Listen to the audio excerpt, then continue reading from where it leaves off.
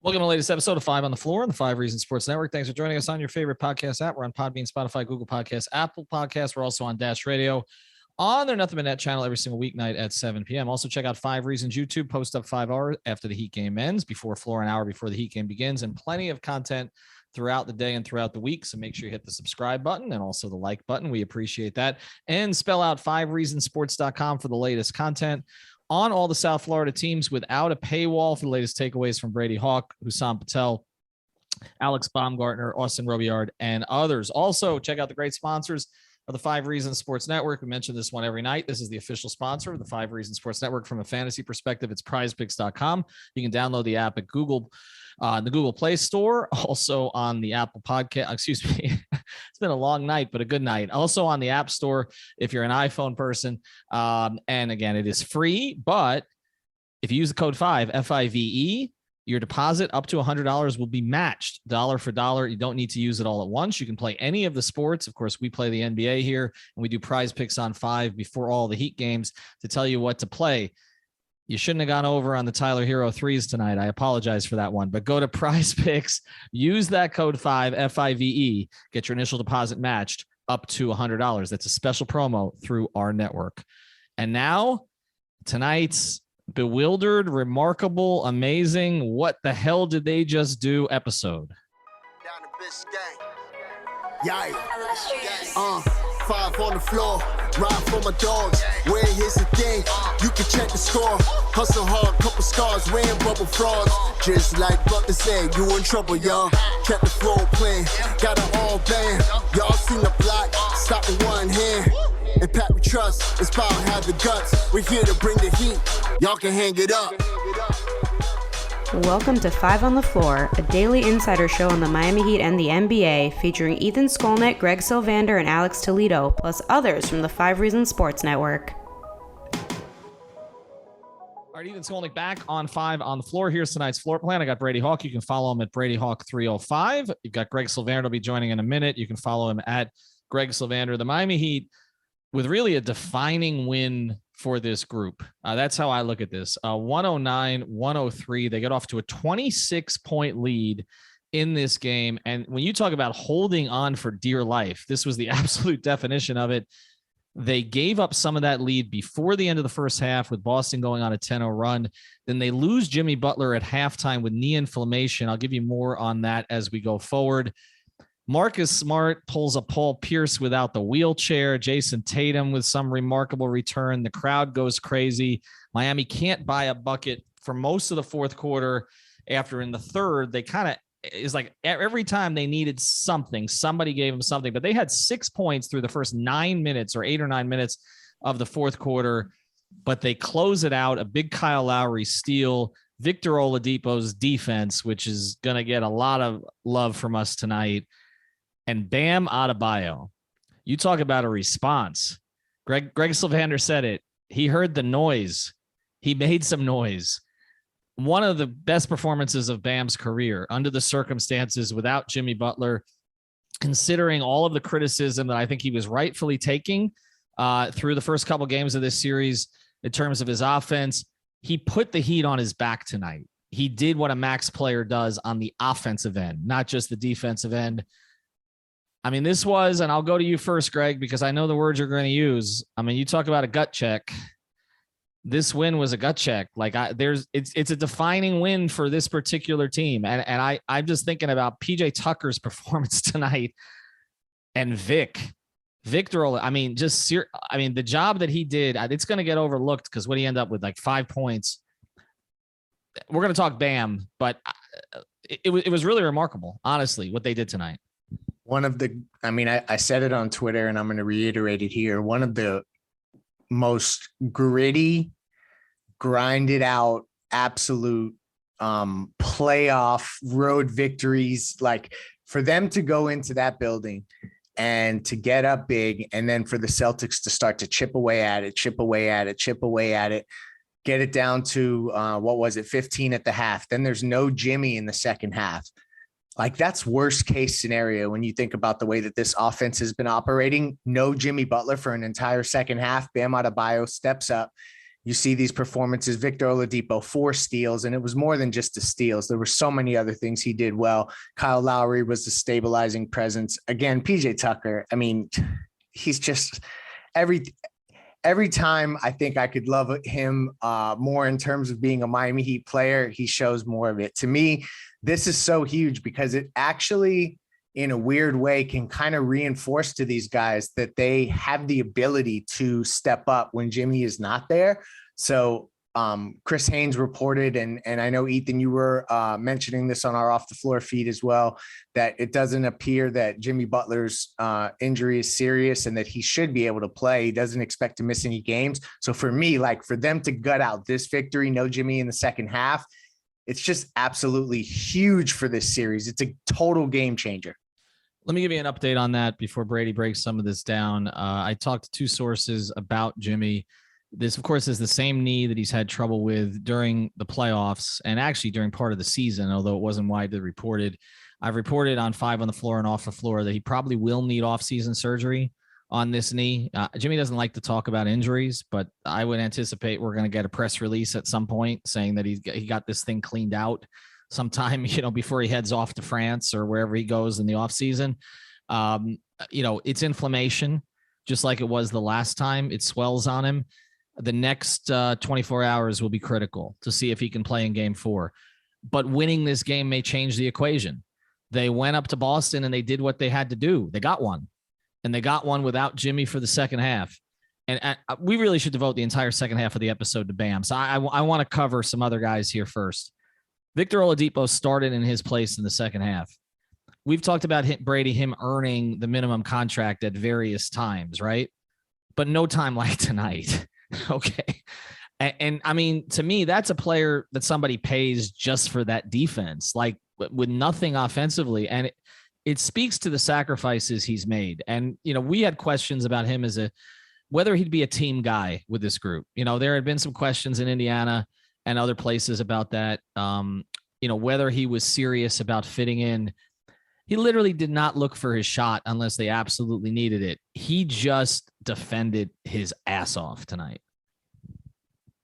And I think that's what made him a Heat player in the first place, a guy that's been an all-star, but is also willing to come in, enter, and be just a straight-up defensive guy like that. I think he was the player of the third quarter for the fact that you have to step into the role of Jimmy Butler, but you don't play to the level of him, where you're saying, I don't have to be Jimmy Butler. I have to be Victor Oladipo here, and I'm going to defer to these other guys. I'm going to play my role.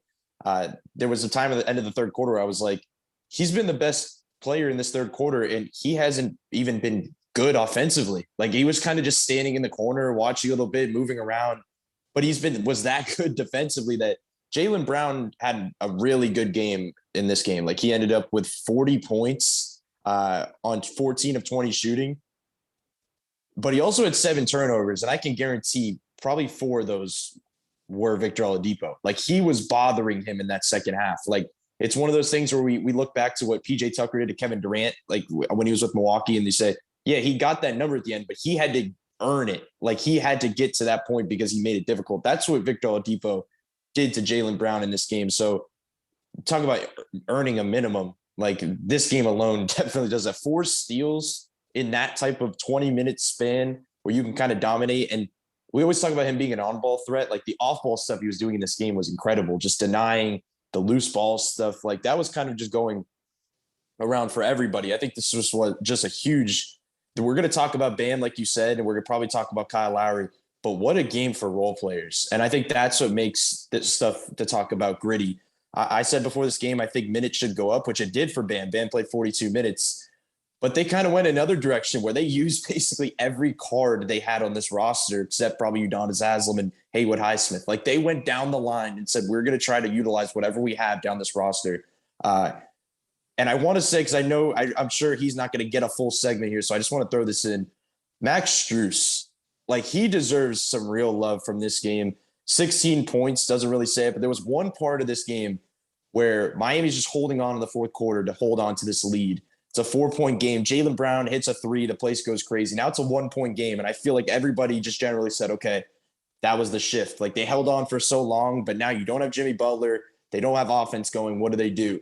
The next possession, Max Strus comes off, flies off a screen, squares up and hits a three. And that play shifted everything in this game. That allowed Miami to get into their offense late in the game.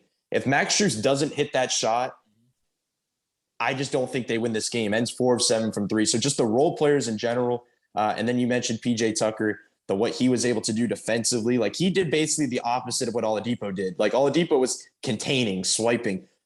PJ Tucker was just basically bothering Jason Tatum with physicality. Like, he was going to overplay him. He was going to get into him. He was not going to allow him to be comfortable at all, which he was not. Even forgetting the injury that happened, he was 3 of 14 in this game with 6 turnovers. Like, Jason Tatum was all over the place. And you know what you're going to hear on TV tomorrow is that Jason Tatum needs to be better. Not the fact that PJ Tucker was the reason that Jason Tatum played like that. So I think he deserves a lot of credit too.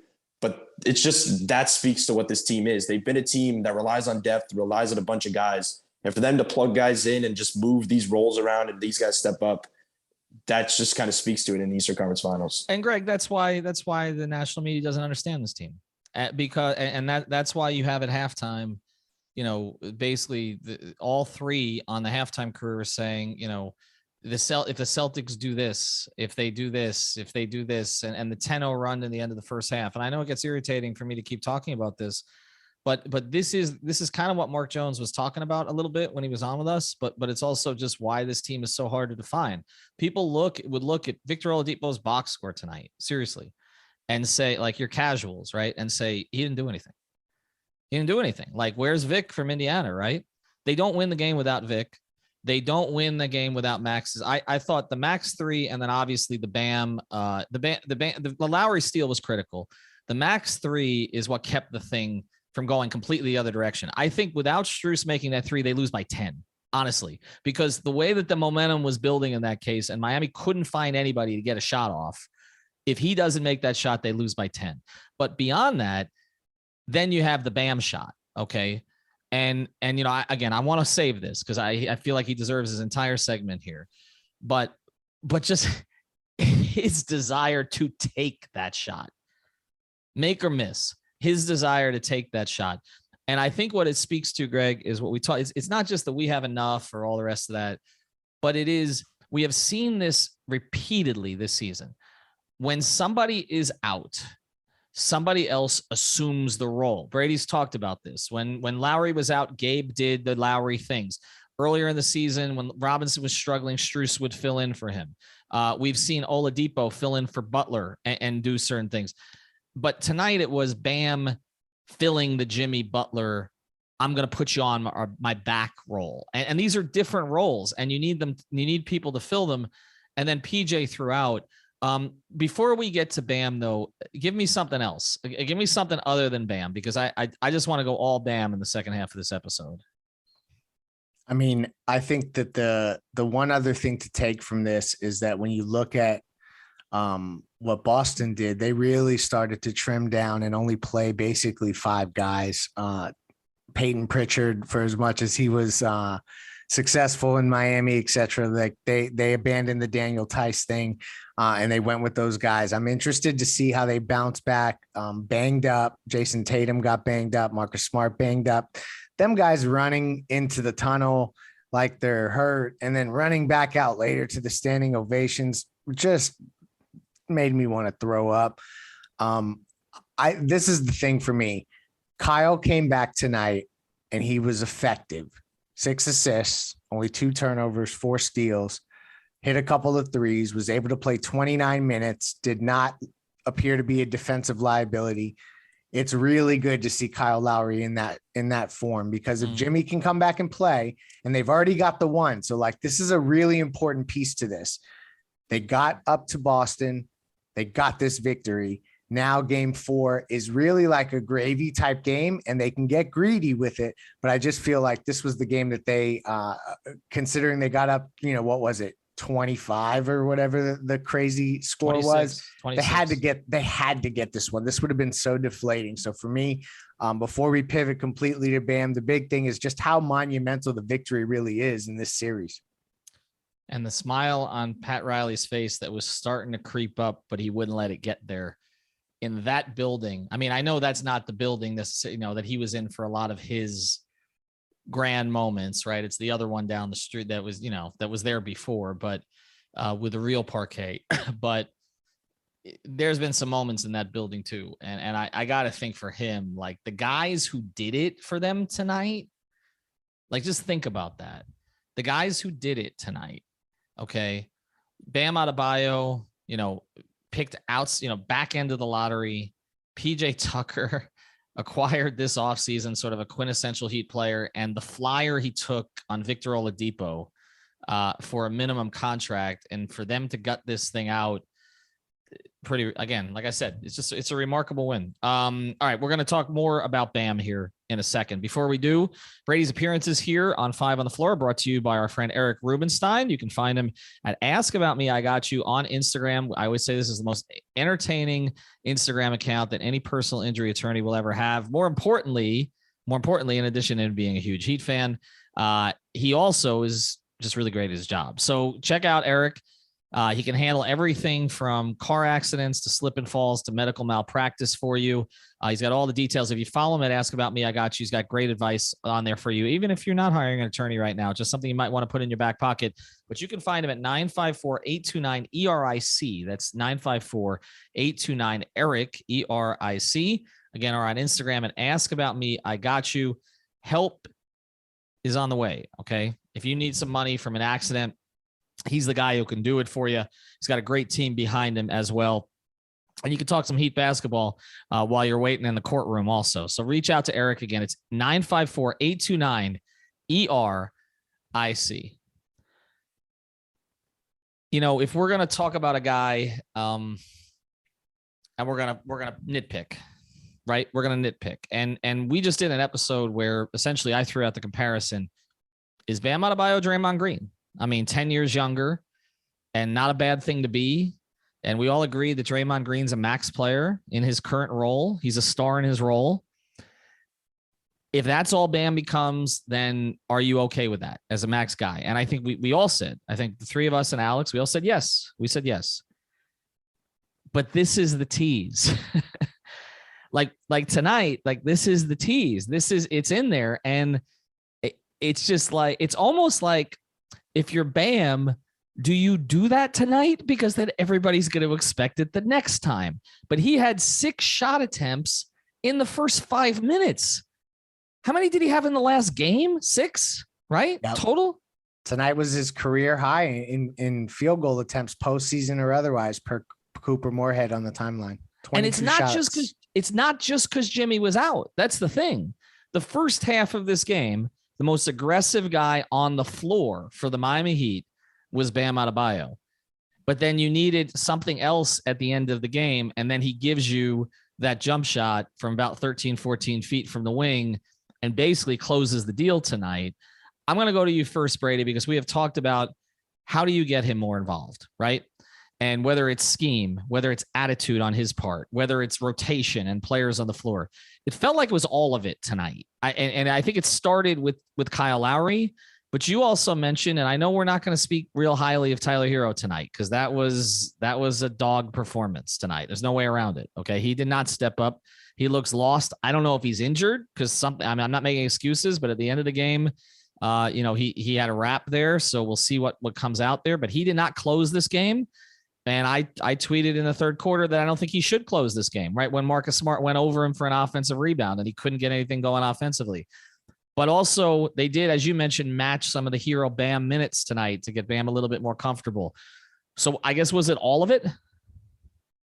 Definitely. I think it was a mixture of it all. I think the starting point was, like you mentioned, they came into this game, and Spo even said it this morning, they were going to find a way to get Bam involved. And I think one of the ways, Dedmon did get its quick 2 fouls, but the substitution pattern where instead of bringing Hero at the 6-minute mark, they bring him in at the 3-minute mark. So then Bam re-enters at the 3-minute mark just to kind of match those two players up. And as much as we talk about Tyler in this game struggling, in that opening stint, he did a very good job of getting Bam the ball in his spots and kind of getting him involved in that way. But back to Bam, the biggest thing more than anything is something I said a lot, even on pregame, is Bam Adebayo is a rhythm player. Like, we think of guards, we think of shooters, we think of a rhythm player. Bam Adebayo needs to see the ball go up early in a game, needs to see the ball go in early in a game to get going in that way. And that's what you saw in this game. I think the biggest thing is if you were to say that you were going to get a 31-point game like this on 15 of 22 shooting, You think of the Nets game, you think of face-up jumpers, you think of a lot of that type of stuff of working on face-ups. He did a lot in the post where he was just bodying guys, getting into a turnaround jumper. He had a left hook. Like, he was just throwing in these different elements, plus being used as a roller. And when you combine all of that, you're not one-dimensional saying, okay, I'm going to post up here. I'm going to take a face-up jumper here. And you just play freely. It just makes the total difference. And the reason I say it ties all together is more than anything, more than schematics or the way he's being utilized or where he's being utilized. Every time he took a shot, he wasn't thinking. He was just going up. He knew he had to go up every time because they knew that they had to get shots up for him. And there was a couple plays there where he went up, he got stripped, and he re-attained the ball and went right back up, and he had a jumper. Like, that's the type of stuff where you know what mode Bam Adebayo is. When he can kind of get the ball and still continue to go up with it even after just being denied. Like, more than anything, we talk about aggressive Bam. You just need confident Bam. You need a Bam that's going to be comfortable in himself. And tonight, he was comfortable in himself. Like, every element that you've seen him be great at, he was. Like, not only in half court, but he's running the floor. He's just doing a lot of these different things. And I think Kyle Lowry deserves a lot of credit for that. Like, I think Kyle Lowry deserves a lot of credit in this game because I don't think they win down the stretch if they didn't have Lowry just setting them up and being the calm force without Jimmy. But for getting Bam involved early, he was really just getting him in his spots. And he came into this game, I think, knowing that he wanted to get him there. But to score also 31 and have one free throw, that's another just crazy part of this. And I will throw in the fact that mentioning that Bam had one free throw, the Heat didn't have a lot of free throws. The fact that they had 14 free throws to the Boston's 30, and that number kind of went up at the end because they ended up getting fouled so many times at the end of the game. That number was not as big as it is at that point. But to, I guess, play with 8-on-5 there at times, Bam just really showed up in terms of just all the elements that we talked about and just being aggressive. That's what it all comes down to. Yeah, I think the free throws were at one point 28-6, I believe, until the Heat had a run of them at the end of the game. And I actually have a Celtics fan arguing with my tweet on Twitter saying that the refs were Heat biased. I'm not an officials person. People know that. I've been doing this for 25 years. I don't, that's not where I go usually. I've seen it cut both ways in a lot of ways. I saw Dwayne in 06 finals. Okay. I was there. This was atrocious tonight. I'm sorry. This was not just a product of the Heat not attacking the basket. Literally every 50-50 call for the first 3.5 quarters went Boston's way. Every single one. And, this is a real thing. And I don't know that it's a Celtics bias. It's a home court bias in the playoffs. Okay. And it just is. And the officials have always, if you look at the statistics, it's not the chicken and the egg thing where people are like, well, yeah, the home team gets more free throws because they're usually up late. That's not the reason. The reason is because the officials are human and they get caught up in the crowd. And I've talked to officials about this. And tonight was one of those absolute examples. The officials were literally, the Heat were playing 8-on-5 tonight. I mean, they were. And I'm, so again, I don't go there usually. I think it's weak for fans to go there most of the time. This was disgusting tonight. It really was. Now, part of it is Jimmy was out in the second half, and that cuts into a little bit, but he wasn't getting calls in the first half either. It's just, it was, and look, game 4 is going to be worse in that regard. Okay. Cause the NBA has an interest in this thing going 7. No question about it. The ratings are going to go up in this series, even as players fall off. But Greg, let me go to you on this because you put on our off the floor feed earlier today, which we hope that people subscribe to. $3.05 a month, but we put a lot of stuff there before anywhere else. I put the Jimmy stuff there a quarter before I put it on Twitter because, we have paying customers. I'm going to go to them first on it. But Greg, you posted on there, Bam heard the noise. What does that mean? I mean, for me, it got so loud that I don't think you could avoid it. I think Bam Adebayo is also plugged in to social media just enough to get a gist of what the heck is being talked about. And also this, it kind of got beyond just social media. Frankly, it was noisy enough to where, you had the broadcast, we talked about Eric Reed, etc. So when I checked in with somebody that, is kind of close to the entire situation there in Miami, Bam heard the noise was what I heard. And that was an ominous thing. Cause it's like, okay, you need to step up in that scenario. And that was where this game tonight for him, Brady hit the nail on the head in terms of like for him to get 31 with one free throw And for this team to get out rebounded by 10, but forcing 23 turnovers, it was just one of those games where I thought Bam on both ends spearheaded basically everything they were trying to do.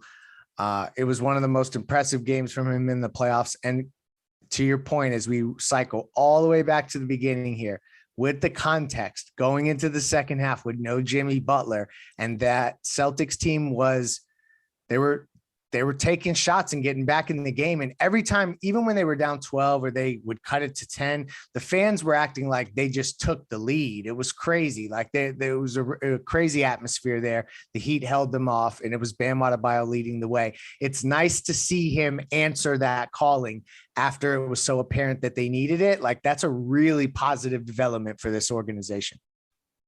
Yeah. To me, this is the most important game Bam's played. I know that we're going to talk about, the block on Tatum and the regular season game winner against the Nets at home, or the way he took over a fourth quarter in Washington a couple of years ago without Jimmy. But this was all of it, right?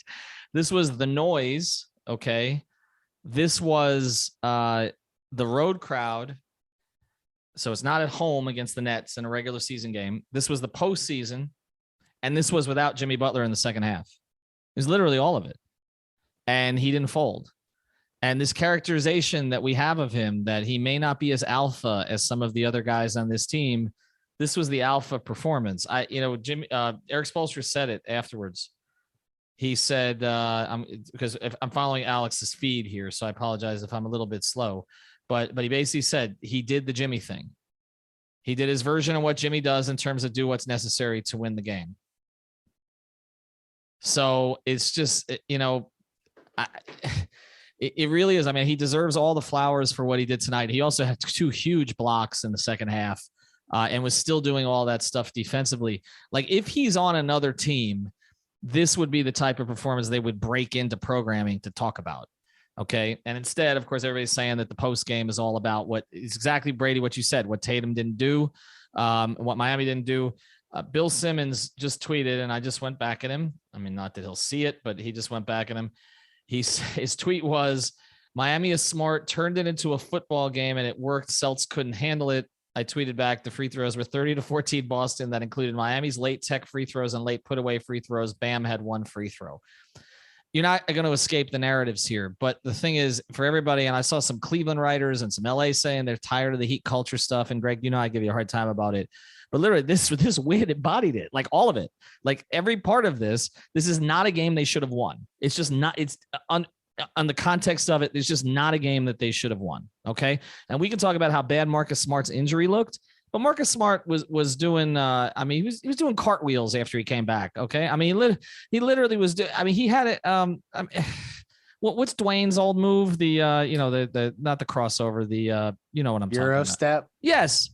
Marcus was literally Euro stepping when he came back off that ankle. Okay. So how bad was the ankle? I'm sorry. The whole thing's ridiculous. All right. We're going to talk a little bit more about where this series goes now when we come back. Before we do, I want to tell you about a great sponsor of the 5 Reasons Sports Network. You can reach out to him at markbrownpa.com. That's markbrownpa.com. He tweeted me during the game. He says, if I'm a sponsor, do I get inside info? So I will admit, okay, that in this particular case, it didn't just go on off the floor. It actually went to Mark first about Jimmy Butler's situation. But here's the thing. Mark can get you an estate plan, okay? And you need that, okay? If you're young with a family, you especially need that. Make sure you know where your money's going to go. He's based in North Lauderdale. He does a great job. He'll go through all the forms with you. He'll make it easier for you to kind of understand it. And he's got right there in-house, he's got a title company so that you can he can handle your real estate, your closings. He did this for me in a couple of cases. And yes, he also filled out an estate plan, so I make sure that my daughter is taken care of. So reach out to him at 954-566-5678. That's 954-566-5678. That's markbrownpa.com. And I do want to mention one more sponsor here, and that's therapistpreferred.com. You get the gummies, the tincture, the sports cream. Go to therapistpreferred.com. You get 25% off if you use the code 5. That's the number 5, RSN. That's therapistpreferred.com. Use the code 5RSN for 25% off the best CBD. It'll help you recover. It'll help you sleep. There's a bunch of players on the Heat and Celtics who could use that right now. So go to therapistpreferred.com. Use the code 5RSN. And for your estate plan, reach out to Mark Brown. And your closings, reach out to Mark Brown at Mark Brown, MARC, brownpa.com. Here's the thing about this series. Now, we don't know where it's going to go because we don't know who's going to play. I mean, that's going to be the who's in, who's out on Monday night, Brady. I'm going to be up in Boston, by the way, so I apologize for that. But when we do that, Brady, it's going to be interesting because, I mean, now Kyle Lowry is going to play, we assume. I mean, he looked fine tonight. Tyler Hero, I guess, is a little bit in doubt there. Jimmy Butler would be a lot in doubt. I can make the case for holding him out of game 4. I mean, I guess if he's at 85, 90%, you try to steal it, right? I mean, where does he have to be? What do you think, Greg? He's playing. I You mean, think so? Yeah. And also, I mean, frankly, it's a little bit of dot connection because when Chris Haynes is tweeting out that he should not miss any games, like that, like I'll read the tweet for everyone here. Jimmy Butler's knee injury isn't being considered serious, and there's a strong possibility it doesn't cause him to miss a game, meaning like he'll be back next game. To me, like that information is being fed to Chris directly there on site. So I feel that that's probably, but this is the one thing about it, Ethan, to your point about him being in doubt, what he wakes up and feels like tomorrow and how functional and how stiff it gets, et cetera. I think that there is going to be question marks about his ability to carry the load the way that he has. And again, this harkens back to the Bam stuff. Like they needed it now because I don't know that Jimmy's going to be able to come in and get 49 and 8 in the next game, so it's a situation where I think he'll play, but in terms of his effectiveness, in terms of him being able to log heavy minutes, I think that that's very much touch and go. Well, that's a good point because Jimmy hasn't played that well when he's been banged up this year. Like when he comes in, when we're talking about Jimmy being questionable, the results have typically not been good. There's a big difference. We always talk about this. Like he'll come out and you'll know in the first couple minutes, like if he's got jump, like if he's over the rim or he's not. And if the knees, it's the same knee. I mean, if the knee's bothering him again, he might not be. But let's pivot to the other side because there are 3 interesting situations here now. Okay. I mean, first, I thought the absence of Robert Williams was huge at the start of this game. And I mean, Robert Williams may have cost himself 3-4 years on his career by coming back from, doing the surgery that he did to shave the meniscus instead of repair it. I'm familiar with that particular procedure. I mean, he basically did, that to come back sooner. That may cost him. That's something Dwayne Wade did in college that he always regretted. I don't know if he's back for the next game. Daniel Tice was ineffective completely. They took advantage of him. Horford was really the only big that was gave the Celtics anything tonight.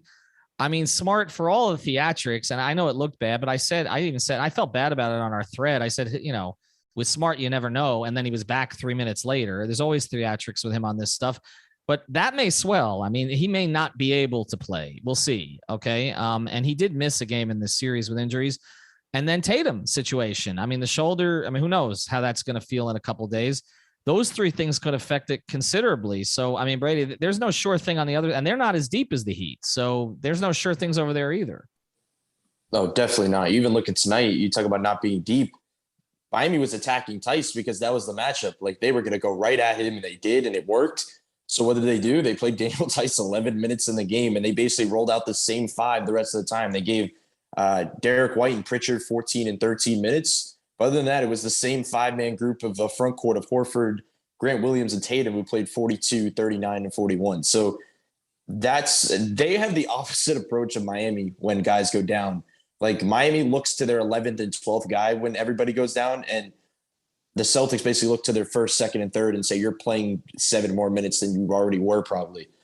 So it definitely changes things dramatically. I think the Robert Williams thing is probably more important than anything. Like, of course, the Tatum Smart, we know if they're out, that changes things. But Robert Williams not playing changes their entire defense. Like when we heard this news in the regular season, when we said, okay, when they said Robert Williams is going to be out and they don't know when he's going to return, we said, well, there's an opening. Like it's really unfortunate for Robert Williams because he's kind of the glue to it all, and it changes the versatility that they have and not being able to attack anybody. Now there's opening. So if he doesn't return, I think that's big. And on Miami's side, Greg, you were mentioning about question marks maybe for Jimmy. It depends on like when he wakes up or maybe the next day. That we could enter a 4th element here where you say Kyle Lowry was okay, but hamstrings are very weird where you just played 29 minutes in this game and you wake up tomorrow, you wake up the next day and all of a sudden it's tight again. Like that's this is going to be a day-by-day process with Kyle Lowry. So that's, I guess, another thing to monitor. But it's going to be that's kind of what Miami. I think Miami likes these situations. Like Miami fits this type of build, this type of series, this type of in and out mentality more than anybody that's left in it right now. Like this is Eric Spoelstra's bread and butter, that he could kind of throw guys in the mix like Victor Oladipo, and they could kind of save you. So I think there's going to be adjustments. I think Boston, by the way, I just want to throw this in as well when you talk about adjustments. They didn't shoot bad at all. Like they shot 49% from the field and 38% from three. They had 23 turnovers, like 23 turnovers to 8 turnovers. Like that is not a free throw element where refs are dissecting that. This is like a Miami Heat defense that played absolutely awful in game 2. I think it was one of their worst performances of the season in game 2 defensively. And we could talk about Bam Adebayo turning it around and coming back in game 3 ready. Eric Spoelstra came back ready in game 3, where he locked in this defense. No matter who was out there, it didn't matter if they had 2 weaker defenders out there or if Jimmy Butler was out in the second half. They were locked in defensively. They were rotating everywhere. So adjustments, whoever is out there, basically what I've been saying and I've been aligned with this entire series, no matter who's out there on either side, if the Heat's defense is playing to their peak levels, they're going to be in any game moving forward. Like that's what's going to happen. They're going to have choppy offense. Sometimes they'll have a hot spurt like they had in the beginning of this game. But if this defense can play like this, that's what's they can win any series left. And that's why they're a contender. To me, Greg, this is how I view this. You know, the playoffs, we remember certain games and remember them as kind of characteristic of particular teams. One of the games that I always remember for the Big 3 era was that closeout in Chicago, because that to me, that typified like just the havoc that those two guys, like that when they were tuned in together, there was nothing you can do. And I look back at that game 4 against Indiana, 2012. Okay. I was sitting there, baseline, just like, what the hell's going on? I mean, Dwayne Wade was awful in that series. Chris Bosh was out. Dwayne was yelling at Spo. Dwayne was, going to see Tom Crean to get, his, shots at his knee and all the rest of this stuff. He made one layup at the end of the second quarter. Okay. LeBron got him a layup. And then from then on, that second half, they went nuclear. And like those 2 games, like people talk about the Ray Allen game, but to me, those 2 games, they talk about the LeBron game in Boston in game 6. So they've had some struggles up there against the Heat. Okay. Some memories against the Heat, but that was just a LeBron masterpiece. But when I think of like the Big 3 and the Dwayne LeBron combination, I think of those 2 games. Yeah. In a lot of ways, I'm going to think of this game for this team. I know that the Philadelphia series got a little shaky when Embiid came back and they won 2, but I feel like most Heat fans felt like they would kind of figure it out, that the Sixers would fold. They didn't have that kind of mental fortitude. Harden's a joke. Okay. All the rest of that stuff. I just wanted to say that one more time. But nobody believes that about this Boston team. Like nobody believes they're mentally frail. Okay. Like, no, this is a tough-minded team. They're well coached. Their stars care. Okay. And so to me, the playoffs started tonight. Okay. Like this felt like you're in the run with them. You're right. And when I was going to tweet right now and actually use the personal account for it, because I don't do this much, tonight, this felt like a Miami Heat team that refuses to let this season go. Because we haven't, until Brady just brought it up there with the defense, we haven't really talked about that on this podcast, which is that they just got embarrassed at home. I know. Like a lot of teams would have folded, but the circumstances, Jimmy out, Hero way below standard. Okay. Way below. And we just have to acknowledge that at this stage. All right. We just did a podcast about which of the 2 guys was going to step up. One couldn't have stepped up more and one couldn't have stepped up less. Okay. But all of the circumstances of this game and the struggles to score and to pull it out in that environment, it just feels like a team that does not want to let this season end. And that's a really dangerous thing. It's a perfectly put. Really dangerous thing. It really is. And I mean, I'll close with this. I think that it's informative to us that maybe when things look bleak or when they get punched in the mouth in a game, like I felt like after that Boston victory in Miami in game 2, people were legitimately like thinking that this series was over, that an avalanche head was about to hit them.